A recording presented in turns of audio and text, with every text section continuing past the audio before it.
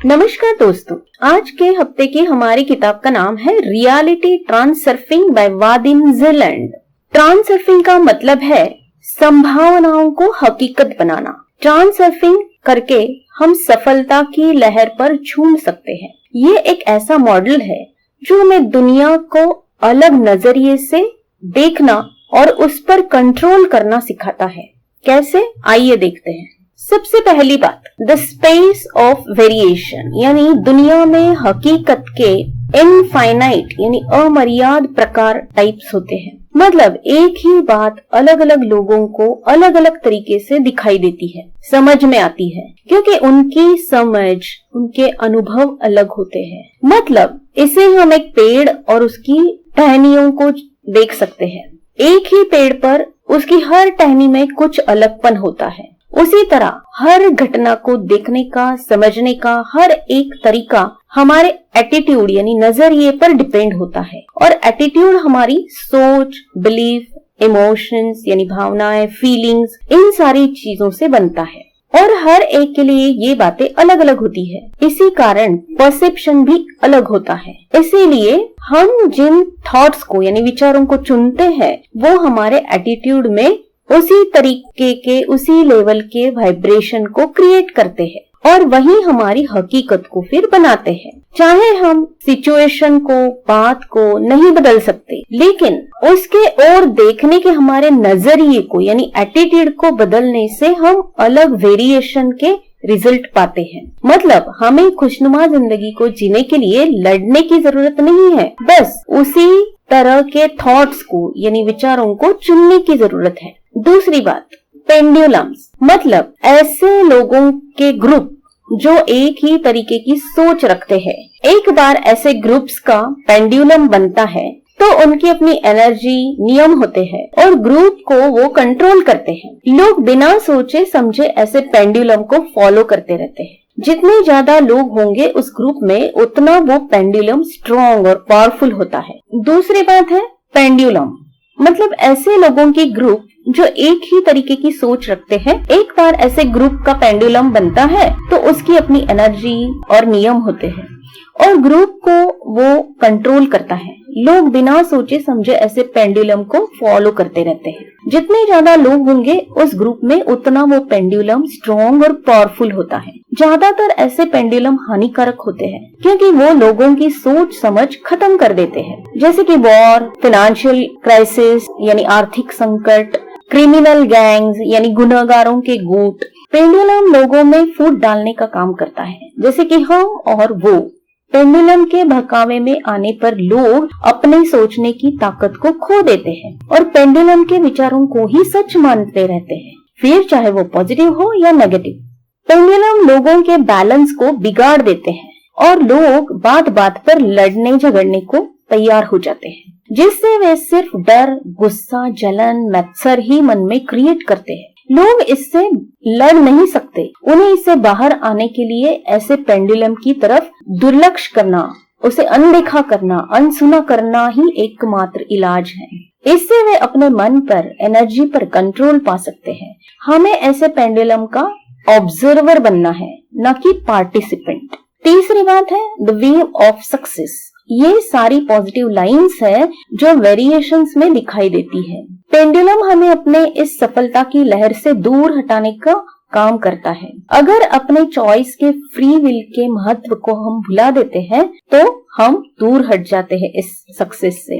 हम जिस टाइप की पॉजिटिव या नेगेटिव एनर्जी को एक्सेप्ट करते हैं, स्वीकारते हैं, वही हम बाहर भी बांटते हैं और उसी के मुताबिक सफलता या असफलता को हम जिंदगी में अट्रैक्ट करते हैं। नेक्स्ट पॉइंट है एक्सेसिव पोटेंशियल, यानी अत्यधिक क्षमता। उसे क्रिएट करने के लिए हमें ज्यादा ध्यान और अहमियत देना है जिस बात पर हम काम कर रहे हैं उसमें। ये काम करते वक्त कई बार इक्विलिब्रियम फोर्सेस यानी संतुलन बल विरोध करते हैं। इसे आसानी से समझने के लिए एक लिस्ट देकर वादिम ज़ीलैंड इसे समझाते हैं, जैसे कि खुद से या औरों से, दुनिया से नाराज रहना, रिजेंटमेंट, इसका कारण ये है कि हम हर किसी के खुद के भी कमियों को ज्यादा बढ़ावा देते हैं। इसके लिए सॉल्यूशन वो बताते हैं कि हमें सेल्फ डेवलपमेंट यानी आत्म विकास पर ज्यादा ध्यान देना जरूरी है और अपनी कमियों को सहजता से स्वीकार करके दूर करने की कोशिश भी करना जरूरी है। दूसरी बात वो बताते हैं कि दुनिया के बारे में हर वक्त कंडेम करना यानी निंदा करना, बुरा भला कहना और दुनिया से हमेशा नाखुश रहना, ये इसलिए होता है कि हम कहीं ना कहीं दुनिया पर यानी औरों पर अपना प्रभाव यानी इम्पैक्ट डालने की कोशिश करते हैं, लेकिन कम पड़ जाते हैं, नहीं कर पाते वो। तो इसके लिए सॉल्यूशन ये बताते हैं कि दुनिया को जैसी है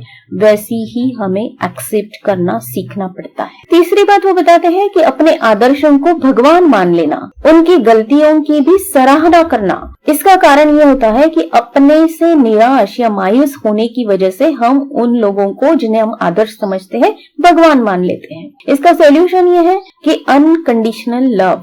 नेक्स्ट पॉइंट वो बताते हैं कि अकड़ या औरों को नीचा दिखाना, हद से ज्यादा गर्व करना, खुद को औरों से बेहतर मानना। इसका ये कारण होता है कि खुद को कम समझते हैं हम और औरों से इस बात को छुपाने की कोशिश करते हैं, इसलिए ये सारी बातें हम करते हैं। इसका सॉल्यूशन ये है कि औरों को और खुद को जज किए बिना, कंपेयर किए बिना सेल्फ डेवलपमेंट को करते रहना।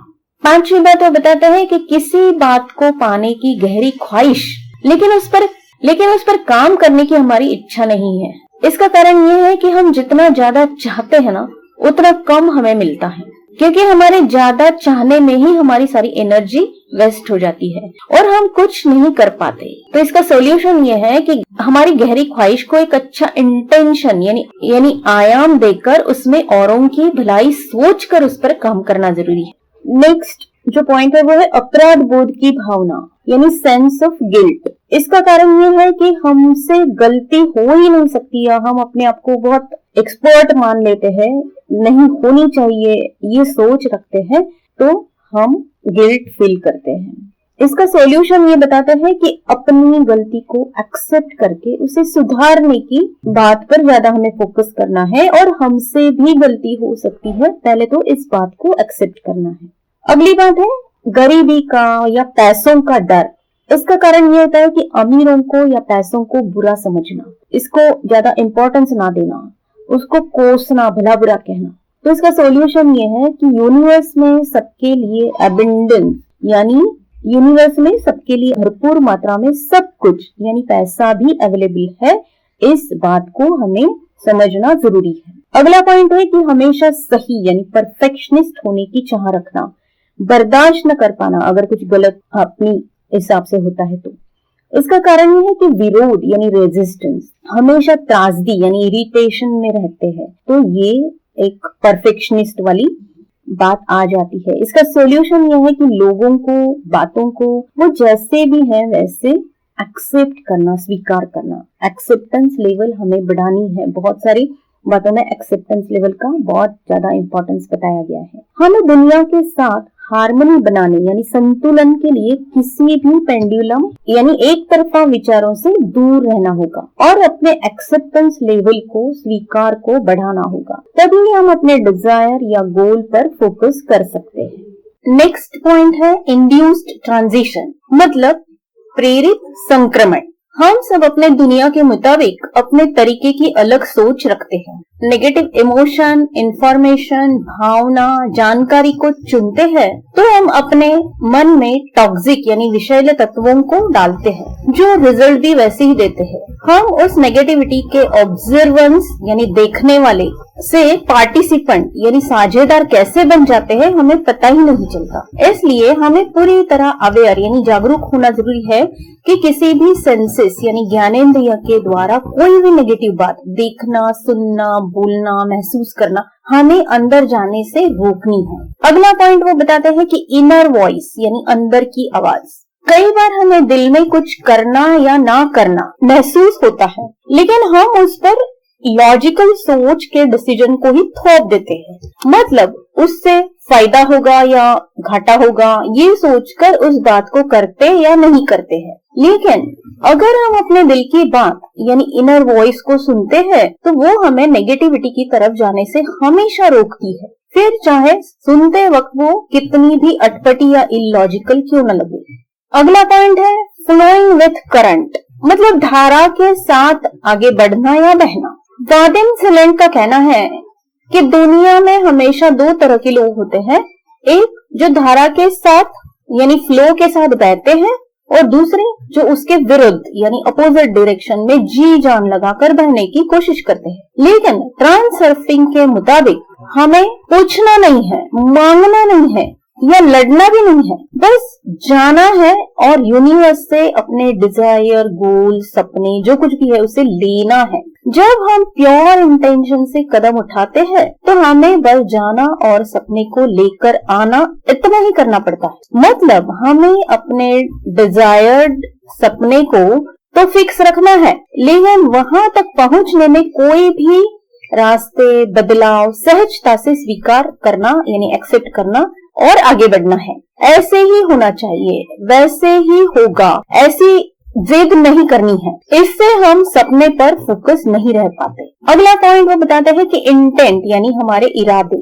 इरादे का मतलब है हमारी जो डिजायर्ड गोल, सपना, लक्ष्य है उसे हमने फाइनल कर लिया है और अब उस पर काम शुरू करना है। वादिम ज़ीलैंड इंटेंशन को दो पार्ट्स में डिवाइड करते हैं, एक है इंटरनल इंटेंशन और दूसरा है एक्सटर्नल इंटेंशन यानी अंदरूनी इरादे और बाहरी इरादे। वो कहते हैं कि सपने को पूरा करने के लिए उस पर काम करने की यानी एक्शन लेने की ठान लेना, ये इंटरनल इंटेंशन है, और उस सपने को अपनाने की ठान लेना ये एक्सटर्नल इंटेंशन है। जब हमारी मन और आत्मा यानी माइंड और सोल एक साथ होते हैं तो हमारे मन में एक्सटर्नल इंटेंशन आता है, जिसे प्योर इंटेंट भी यानी सही इरादा भी कहा जा सकता है। हमारी विशेष यानी हमारी इच्छाएं पूरी होने के लिए एक्सटर्नल इंटेंट की जरूरत होती है। हमारा सारा फोकस उस पर काम करने में ही लग जाता है, जबकि हमें उससे पाना है, ये चीज पर ज्यादा फोकस रहना जरूरी है, ऐसा उनका कहना है। अगला पॉइंट वो बताता है कि 10 स्लाइड यानी छवि, इमेज, हमारे गोल को जब हम और लोग हमारे बारे में, हमारे डिजायर के बारे में क्या सोचते हैं, क्या बोलते हैं, इस पर जरूरत से ज्यादा हम ध्यान देते हैं, तब हमारे दिमाग में ये स्लाइड्स यानी इमेजेस बनने शुरू होते हैं। वो हमारी कमजोरियों को मैग्नीफाई करके, बड़ा करके दिखाते हैं। जब ये नेगेटिव बात की स्लाइड होती है तो वो इमेजेस को उन्हीं हकीकत में उतारती है। इसीलिए हमें हमेशा अवेयर यानी जागरूक रहना जरूरी है कि हमारे दिमाग में जो स्लाइड यानी इमेजेस दिख रहे हैं वो पॉजिटिव हो। उसके बाद का जो पॉइंट है वो डेफिनेटली है विजुअलाइजेशन। ट्रांसर्फिंग में विजुअलाइजेशन हमारे सपने की तरफ हमें ले जाने वाली प्रोसेस है, जिसमें हमें हमारे विचारों को सपनों के मुताबिक दिशा देनी होती है। अगर हम सपने को पूरा हुआ विजुअलाइज करने में भी कठिनाई महसूस करते हैं तो इसे हमें छोटे छोटे स्लाइड्स में डिवाइड करके, छोटे छोटे इवेंट्स बना के धीरे धीरे सपने की ओर जाने वाला विजुअलाइजेशन बनाना है या देखना है। नेक्स्ट पॉइंट है द सोल फ्रेल यानी आत्म स्वरूप, सेल्फ रियलाइजेशन। यहाँ पहुंचने के लिए हमें औरों की तरह बनने की सोचना बंद कर देना होगा, क्योंकि हर सोल का एक यूनिक पाथ होता है।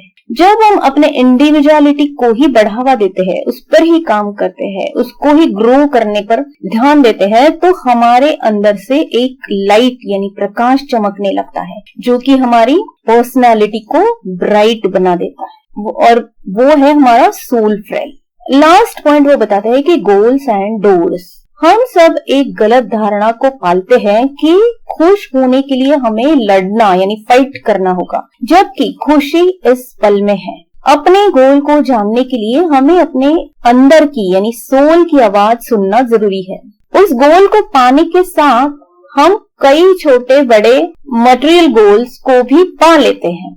हमारे गोल अगर कुछ प्रूव यानी साबित करने के हेतु होगा तो वो हमारे लिए तकलीफ यानी अनकंफर्ट और स्ट्रगल ही लेकर आएगा, संघर्ष ही लाएगा।